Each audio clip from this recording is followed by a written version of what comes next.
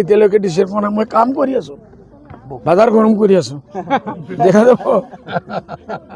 একাংশই আপোনালোকে বিজেপিৰ বি টিম বুলি কৈ আছে, কি ক'ব বিচাৰিব?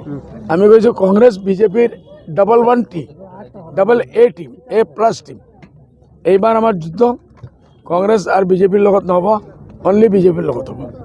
হুজুৰ এইবাৰ বিশেষকৈ বিনাকান্দি সমষ্টিত আপোনাৰ বাতিজা বুলি চৰ্চিত, আচলতে ৰেজাউল কৰিম চৌধুৰী তেওঁ নিৰ্বাচন খেলিব। আপোনালোকে আমি কাৰ নাম নলওঁ, যি কেণ্ডিডেট আহিব আমি দোৱা কৰিম চবৰ কাৰণে।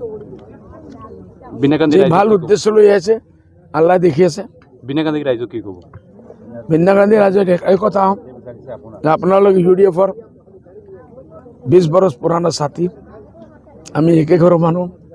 আহক, মাজে মাজে বহুত কিছু উল্টা পাল্টা আহিব, এইসব চাব নালাগে। UDF একতৰফা আপোনালোকে 20 বছৰ পৰা জিকাই আছে, এইবাৰ আপোনালোকে জিকাব পাৰিব।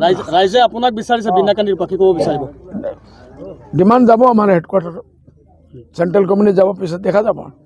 মইতো এতিয়া আহিছোঁ খালি কাৰ ঘুম নিদ্ৰা উৰে সেইটো দেখাৰ কাৰণে।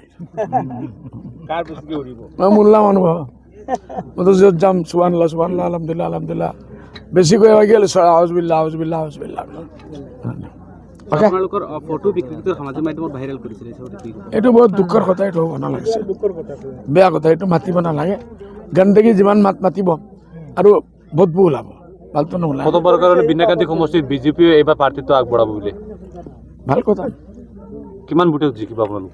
এইটো মই কেনেকুৱা ক'ম বাৰু বাবা।